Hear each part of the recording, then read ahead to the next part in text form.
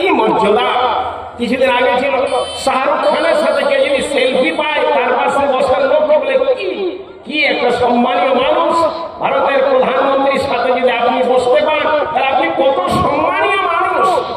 নবী মুহাম্মদ সাল্লাল্লাহু আলাইহি ওয়াসাল্লাম বলেন ইবাদতের মাধ্যমে নবীদের সাথে আপনি জায়গা পাবেন, নবী হযরত মুহাম্মদের সাথে আপনি জায়গা পাবেন, ইবাদতের মাধ্যমে পাবেন।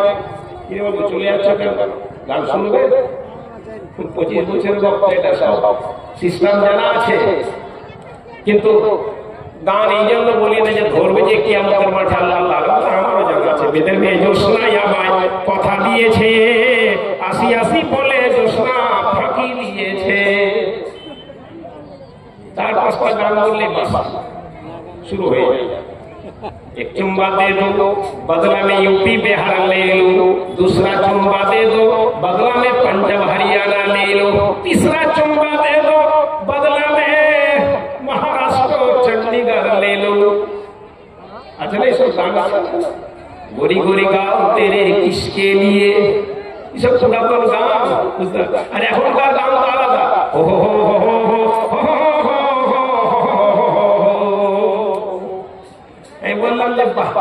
এরা হুরফে মুকাত্তাত পড়েছে। কোরআন আল্লাহ তাআলা মুকাত্তাত দিয়ে শুরু করছে না, কাফ আলিফ লাম রা, আলিফ লাম মিম দিয়ে আল্লাহ কোরআন শুরু করেছেন। এখন নায়করা বলছেন হো হো হো হো হো হো তুরুরু তুরুরু তুরুরু, এই দিয়ে মানে হুরফে মুকাত্তাত। তুরুরুর মানে যে কি বুঝি না, হো হো হো মানে যে কি বলতে চাইছে বুঝতে পারা যায় না, কিন্তু এটা দিয়ে গান শুরু করে দিয়েছে। তো ভাইবা খালি হিসাব যে বয়স তো খুব কম হয়ে যায়নি। বলছিলেন অবাকার ভাই আপনাকে ইউটিউবে দেখে তো বয়স্ক বয়স্ক মনে হচ্ছে, কিন্তু আপনাকে একেবারে সামনে দেখে মনে হচ্ছে একেবারে খুব কম বয়সের মানুষ মনে হচ্ছে। তো ব্যাপার হচ্ছে যে বয়স হয়েই গেছে আর কি, দেখতে আপনাকে চ্যাংড়া মনে হচ্ছে আলাদা কথা। 25 বছর থেকে ফিল্ডেই আসি, আমার মনে হয় 16-17 বছর থেকে বুখারী পড়েই যাচ্ছি। আমার জীবনে আমি আল্লাহ বহু কিছু দিয়ে দিয়েছে, এই জন্য আপনাকে আমি গান গাজাল এসব বলতে পারি না। হাদিস কোরআনের কথা বলছে, আপনার লাভ হবে আর আপনার হোক লাভ, আমার তো হবে, আমার হবে না।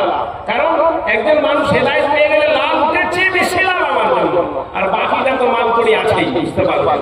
তাহলে লাভের কোনো অসুবিধা নেই। কথা বলছিলাম রুবাই ইবনে কাব রাদিয়াল্লাহু তাআলা আনহু নবী সাল্লাল্লাহু আলাইহি ওয়াসাল্লামের রাতে সেবা করতেন, সাহাবারা দিনের সেবা করতেন। রুবাই ইবনে কাব রাদিয়াল্লাহু তাআলা আনহু রাতে নবীর সেবা করতেন, সারা রাত্রি জেগে থাকতেন। কখন নবী ঘুম থেকে উঠবে, নবী ঘুম থেকে উঠলে তিনি মিসওয়াক ব্যবহার করেন, দাঁতুন ব্যবহার করেন। তাই তিনি দাঁতুনটা নবীকে ধরিয়ে দেওয়ার জন্য সারা রাত্রি জেগে জেগে থাকতেন। রুবাই ইবনে কাব নবীকে ওযুর পানিটা দেওয়ার জন্য তিনি রাত জেগে জেগে থাকতেন। কয়েক বছর হয়ে গেল, নবী আমার জিজ্ঞাসা করছেন, রুবাই জানি না তুমি কেন যে রাত জেগে জেগে আমার সেবা করো, আমি যখনই ঘুম থেকে উঠে আসি তুমি আমার জন্য আমাকে মিসওয়াক ধরিয়ে দাও। যখনই ঘুম থেকে উঠি ওযু করার জন্য পানি দাও রে রুবাই, বলো এর বদলে তুমি কি চাও, এর বিনিময়ে তুমি কি চাও রুবাই, বলো। রুবাই বলছেন, নবী গো রাত জেগে জেগে আপনার সেবা করার জন্য বসে থাকি গো নবী, একটাই বিনিময় চাই গো নবী, জান্নাতে যেন আপনার পাশে আমার জায়গাটা হয়। আপনি যে জান্নাতে থাকবেন সেই পাশে যেন আমার জায়গা হয়। আপনার পাশে জায়গা নেওয়ার জন্য রাত জেগে জেগে আপনার সেবা করি গো নবী। নবী আমার বললেন, রুবাই আর কিছু বিনিময় চাও, আর কিছু বিনিময় চাও রে রুবাই। রুবাই বলছেন, নবী গো আর কোনো বিনিময় চাই না গো নবী, আপনার সাথে আমি জান্নাতে আশ্রয় চাই। আমার নবী জনাবে মুহাম্মদ রাসূলুল্লাহ সাল্লাল্লাহু আলাইহি ওয়াসাল্লাম বললেন, রুবাই একটু সামান্য কাজ করে তুমি আমার সহযোগিতা করো। এই কাজ করে যদি তুমি আমার সহযোগিতা করো তাহলে জান্নাতে আমার পাশে তোমার জায়গা হয়ে যাবে। নবী আমার বললেন, রুবাই ফাআনি আলা নাফসি নাফসিকা বিকাসরাতিস সুজুদ, রুবাই আমার সহযোগিতা করো বেশি বেশি সাজদা করে আমার সহযোগিতা করো, তাহলে আমার পাশে তোমার জান্নাতে জায়গা হয়ে যাবে। এরে মা, ইবাদতের জন্য আল্লাহ আপনাকে সৃষ্টি করেছেন, ইবাদতের মাধ্যমে নবী মুহাম্মদের সাথে জায়গা পাওয়া যায়, ইবাদতের মাধ্যমে নবীর সিটের পাশে আপনি সিট পাবেন, নবীর জান্নাতের পাশে আপনি জান্নাত পাবেন। আল্লাহ তাআলা বলেছেন ওয়া মা খালাকতুল জিন্না ইনসা ইল্লা লিয়াবুদুন, এরে পৃথিবীর পুরুষ আর মহিলা আমি তোমাদেরকে সৃষ্টি করেছি একমাত্র আমার ইবাদতের জন্য, একমাত্র ইবাদতের জন্য।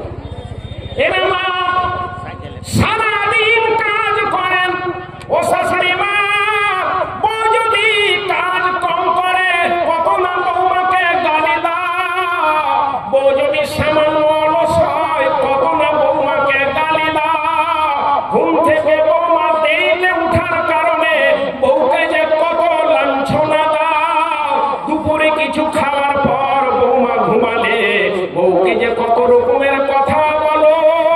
ওরে শাশুড়ি মা শুনো, কিয়ামতের মাঠে তোমাকে প্রশ্ন করানো হবে। আমার নবী জনাবে মুহাম্মদ রাসূলুল্লাহ সাল্লাল্লাহু আলাইহি ওয়াসাল্লাম বলেন, আলা কুল্লুকুম রাইন ওয়া কুল্লুকুম মাসউলুন আন রাইয়াতিহি। নবী আমার বললেন, তোমরা প্রত্যেকেই রাখাল, তোমাদের রাখালি সম্পর্কে কিয়ামতের মাঠে প্রশ্ন করানো হবে। আজীব কথা নবী আমার বলছেন।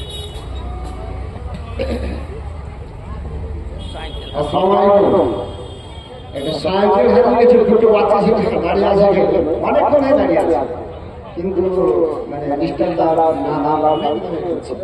বলছিলাম। তো সাইকেলটা কেউ যদি পেয়ে থাকেন বা কোথাও যদি থাকে আপনারা জানেন, তো মাসুম ছেলে দুটা দাঁড়িয়ে আছে, 22 বিঘে ছেলে, 22 বিঘে দুটো ছেলে সাইকেল হারিয়ে গেছে, জায়গা দিয়ে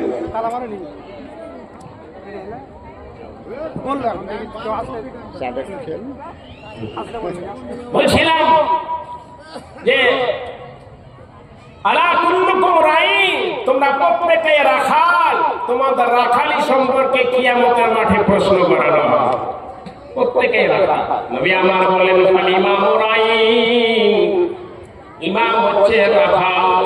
এখানে ইমাম বলতে মসজিদে ইমামকে বলানো হয় না, ইমাম বলতে এখানে প্রধানমন্ত্রীকে বলানো হচ্ছে, ইমাম বলতে এখানে রাষ্ট্রপতিকে বলানো হচ্ছে, ইমাম বলতে এখানে ইমাম আপনার এমপি কে বলানো হচ্ছে, ইমাম বলতে এখানে এমএলএ কে বলানো হচ্ছে, ইমাম বলতে এখানে আপনার মেম্বারকে বলানো হচ্ছে, ইমাম বলতে এখানে প্রধানকে বলানো হচ্ছে, ইমাম বলতে এখানে বিডিও কে বলানো হচ্ছে, ইমাম বলতে এখানে থানার আইসি কে বলানো হচ্ছে। আমার নবী বলছেন, আলা কুল্লুকুম রাইন, খবরদার তোমরা প্রত্যেকেই রাখাল, তোমাদের রাখালি সম্পর্কে কিয়ামতের মাঠে প্রশ্ন করানো হবে। ফাল ইমামু রাইন, ইমাম হচ্ছে রাখাল, তার রাখালি সম্পর্কে প্রশ্ন করানো হবে। তেমনই নবী আমার বললেন, আর রাজুলু রাইন আলা আহলি বাইতিহি, বাড়ির পুরুষ মানুষকে রব্বুল আলামিন বলেন রাখাল।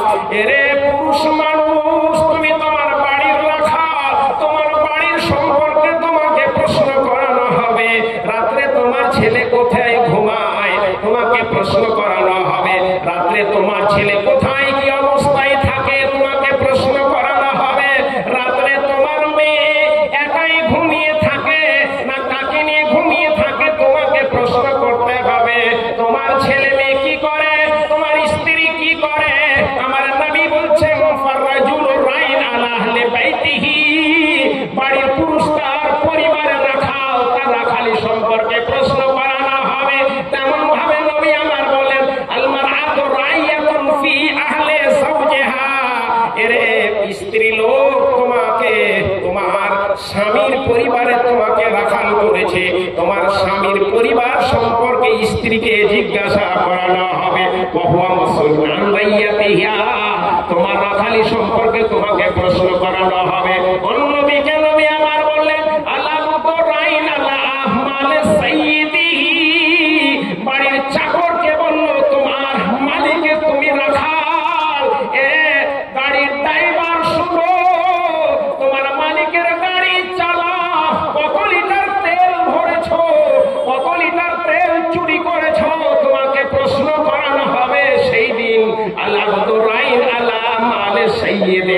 ওয়া হুয়া মাসরুন আন রাইয়াতিহি। কথা বলছিলাম মানে তুমি হচ্ছে তোমার বৌমার রাখাল শাশুড়ি মা, তোমার বৌমার সম্পর্কে তোমাকে জিজ্ঞাসা করানো হবে কেমন ভাবে তুমি রাখালি করেছো, সারাদিন কাজ নিয়েছো। তোমার বৌমা যে নামাজ পড়েনি তুমি একবারও জিজ্ঞাসা করনি। আজান হয়ে যাচ্ছে, বৌমাকে বলছো বৌমা পাতানটি ঝেড়ে নাও, তারপর গোসল স্নান করিও। এইদিকে জোহরের আজান হয়ে গেল। এই আজান শুধু পুরুষের জন্য নয়, এই আজান আপনার পুরুষের জন্য হয়েছে, মহিলার জন্য হয়েছে, বয়স্ক মানুষের জন্য হয়েছে, কম বয়স্ক মানুষের জন্য হয়েছে। এই আজান হয়েছে শাশুড়ি মা বৌমাকে বলো বৌমা কাজ ছেড়ে দাও, বাড়ির লেপা পোছা ছেড়ে দাও, আগে নামাজটা পড়ো তারপর কাজ করিও। বৌমা যদি বলে আম্মা গোসল করিনি, বৌমাকে বলো মারে নামাজটা পড়ে দাও, পরে গোসল স্নান করবে রে মা। এ মা বৌমা তোমাকে এইভাবে জিজ্ঞাসা করা হবে ইবাদত করে লাভটা কি রয়েছে। হাদিসে আবার কুদসিতে নবী সাল্লাল্লাহু আলাইহি ওয়াসাল্লাম তিনি বলছেন, ইয়া ইবনে আদম, আল্লাহ তাআলা বলেন রে আদমের ছেলে মেয়েরা তাফাররাক ইবাদাতি, আমার ইবাদতের জন্য সময় বের করো। যে ইবাদতের জন্য আমি তোমাকে সৃষ্টি করেছি সেই ইবাদতের জন্য সময় বের করো। সব সময় আমার ইবাদত করতে হবে না, সব সময় মসজিদে পড়ে থাকতে হবে না, সব সময় তোমাকে আল্লাহ বিল্লাহ আমি করতে বলছি না, সব সময় নামাজ পড়তে বলছি না, প্রতিদিন রোজা রাখতে বলছি না রে। এরে আমার বান্দারা তাফাররাক ইবাদাতি, আমার ইবাদতের জন্য সময় বের করো। আমার ইবাদতের জন্য যদি সময় বের করো আল্লাহ সাদরাকে না, আমি আল্লাহ রাব্বুল আলামিন আমি তোমার অন্তরকে ধনী বানিয়ে দিব। ইবাদতের জন্য সময় বের করলে আমি তোমাকে অন্তরের ধনী করব। আল্লাহ তাআলা প্রথমে আপনার অন্তরে হাত দিয়েছেন, অন্তরের ধনী করব। আজকে আমরা ফেসবুকে দেখতে পাই গরিবের বন্ধু মতিউর রহমানকে আমরা দেখতে পাই।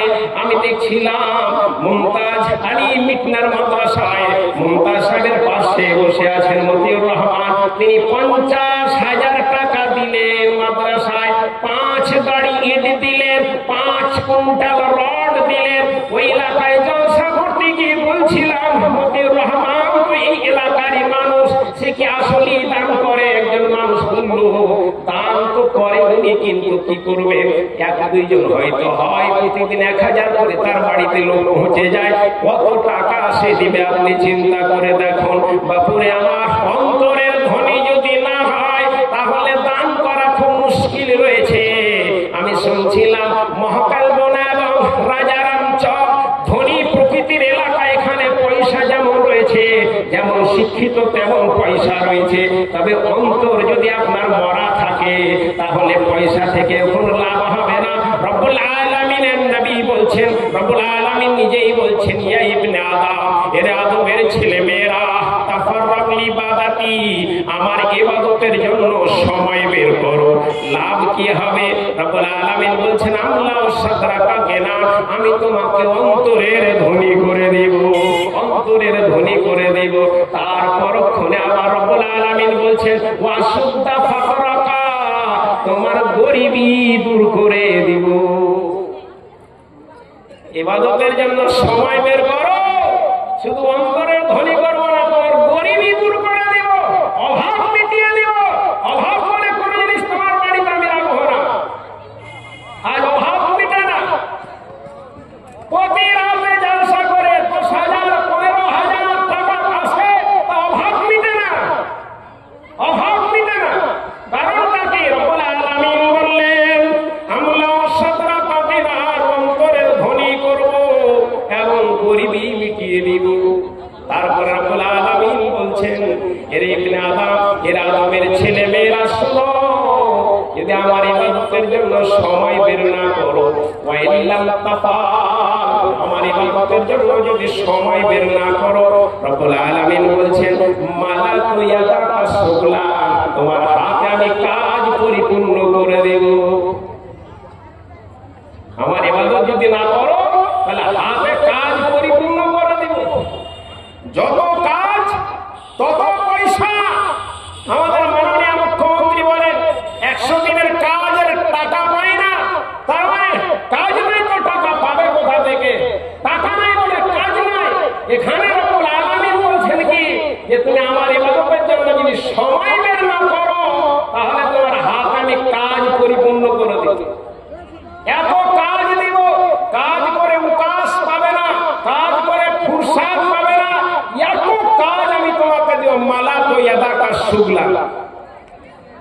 কাজ করবেন তত বেতন তো পাবেন, যত জলসা করবো তত তো পয়সা আসবে। আমি নুরুল ইসলাম লোকমারি দুইজন জলসা করতে গেছি। নুরুল ইসলাম ছিলেন তো লোকমারি, ইংরেজি বক্তা, বাংলা বক্তা, লোকমারি সাহেব বলতে তো ভাষাতে দুইজনে গেছি বহুদিন হলে জলসা করতে। তা আমি গিয়ে বলছি যে লোকমারি ভাই, এই জলসার ডেট নিয়ে ফোনই করে। আমার তো আসার ইচ্ছা ছিল না, কিন্তু আমি তো আপনি জানেন যে কোনো জলসায় মিক্স করি না, আল্লাহ যদি আমার ঠিক রাখে।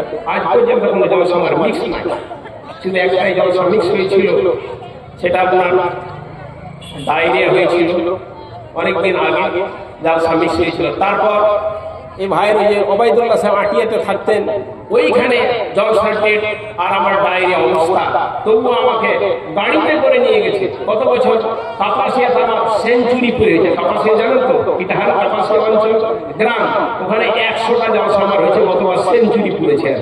আশ্চর্য, 25 বছরে 24 বছরে সেঞ্চুরি হয়েছে ওখানে আর কি। তো বলেছিলাম যে যেদিন সেঞ্চুরি হবে সেই দিন কোনো পয়সা দেবো না, ফ্রি জলসাটা করে আসবো। তো তারা ফ্রি করেনি, তারা করেছে কি যে আপনার সমস্ত ড্রেস দিয়ে বলছে আজ আমাদের ড্রেসে আপনাকে বক্তব্য দিতে হবে। তো তাই করেছিলাম।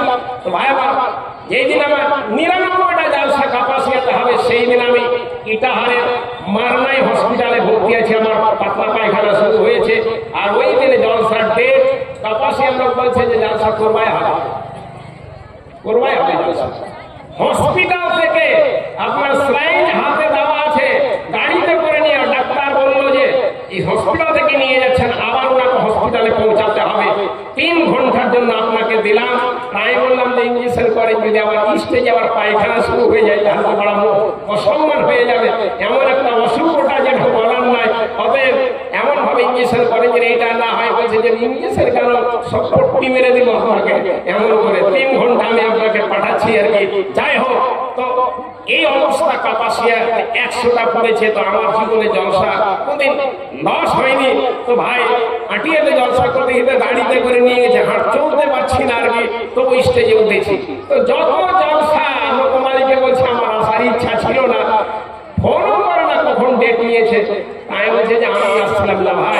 লোকমালি বলছে, তা আমার স্ত্রী বলছে হয় যাবেন না কেন, ফোন করেছেন যাবেন না কেন, আপনি তো বাড়িতে শুয়ে থাকবেন, ওখানে গিয়ে শুয়ে থাকবেন, জলসা হলে আপনি করবেন না, ওখানে গিয়ে শুয়ে থাকবেন। তার মানে কি স্ত্রীর পয়সার কি বলবে, এক রাত্রি যদি কামাই হয়ে যায় তাহলে কত হয়ে যাবে। কত বছর যাচ্ছিলাম জলসা করতে আপনার সেই ইসলামপুর খোপা কাটি, তো শামসি দিয়ে যাচ্ছি, বদরুদ্দোজা যা সাহেব আছে, আমরা কি ব্যাপার বলো বাড়িতে কেন, বলছে আর বলিও না মনিরুল, আমার 2টো জলসা ছিল, 2টো ক্যান্সেল হয়ে গেল। আমি বললাম বেশ ভালোই হয়েছে, আপনি বিশ্রাম নেন, আরাম নেন। বলছে মনিরুল তুমি আমাকে আরামের কথা বলছো, আমার ঘরের একটা কোণা ধসে গেল। 2টো জলসা নষ্ট হয়ে গেল, একটা ঘরের কোণা ধসে যাওয়া, আপনি হিসাব করেছেন? তুমি বলছো যে আপনি বিশ্রাম নেন। বাপুরে আমার, যত কাজ করবেন তত পয়সা হবে, তত বেতন বাড়বে। রব্বুল আলামিন এখানে বলছেন, এরে আমার বান্দারা শুনো, আদমের ছেলে মেয়েরা শুনো, ওয়া ইল্লাম তাফাল, আমার ইবাদতের জন্য যদি সময় বের না করো, মালা তয়াদা কাসুলা, তোমার হাত আমি কাজে পরিপূর্ণ করে দেব, কাজ তোমাকে দিব।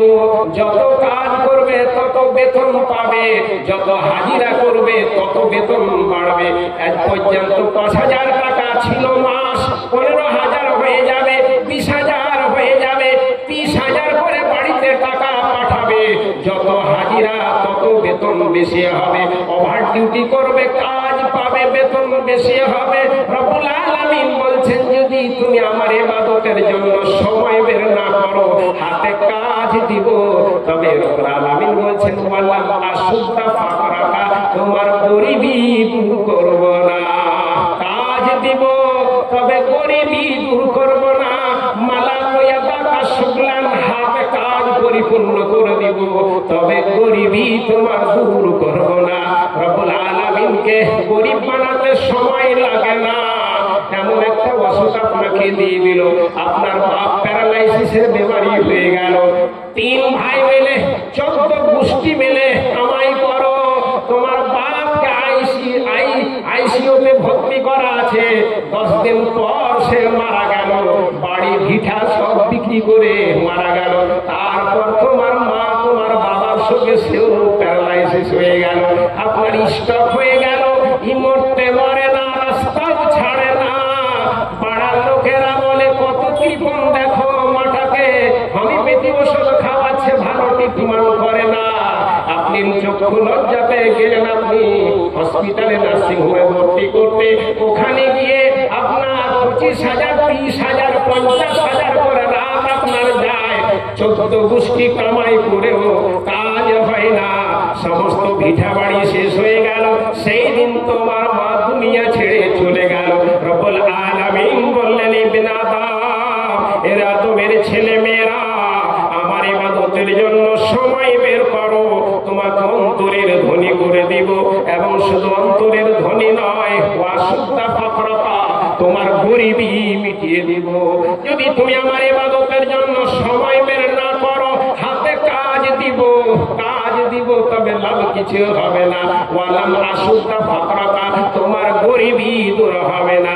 এরে শাশুড়ি মা, বৌমার মালিক হয়ে রয়েছো, বৌমাকে নামাজ পড়ার কথা বলো, বৌমাকে বলো বৌমা ফজরের আজান হয়ে গেলে নামাজ পড়বে বৌমা, নামাজ পড়ে তোমার ঘর থেকে বের হবে না বৌমা, কোরআন খানা নেবে, কোরআন খানা 2-4-10 আয়াত তেলাওয়াত করবে বৌমা, আমার কাজ করে থাকো বৌমা, তুমি আমার কোরআন তেলাওয়াত করবে বৌমা।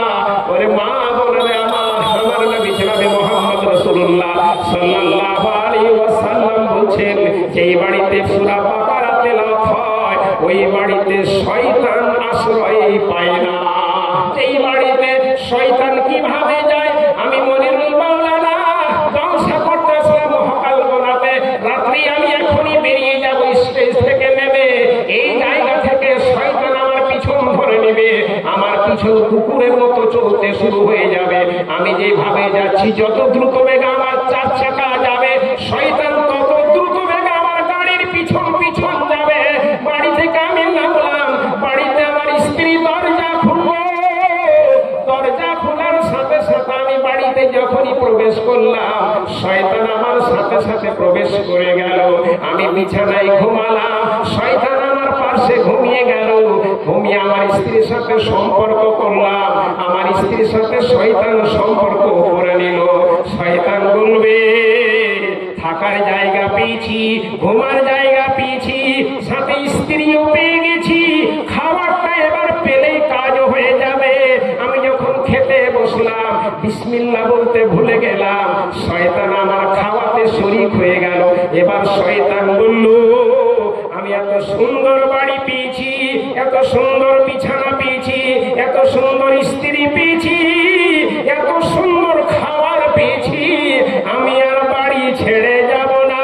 ওই বাড়িতে আশ্রয় করতে শুরু হয়ে গেল। বাড়িতে আশ্রয় করতে করতে আমার একটা ঘর দখল করেছিল, তার বাচ্চা কাচ্চা হলো, দ্বিতীয় ঘরে সে জায়গা নিয়ে নিল। যেমন করে আমার পরিবার বাড়ে আমার বাড়িতে, তেমনই করে শয়তানের পরিবার আমার বাড়িতে বাড়ে। আমি যখন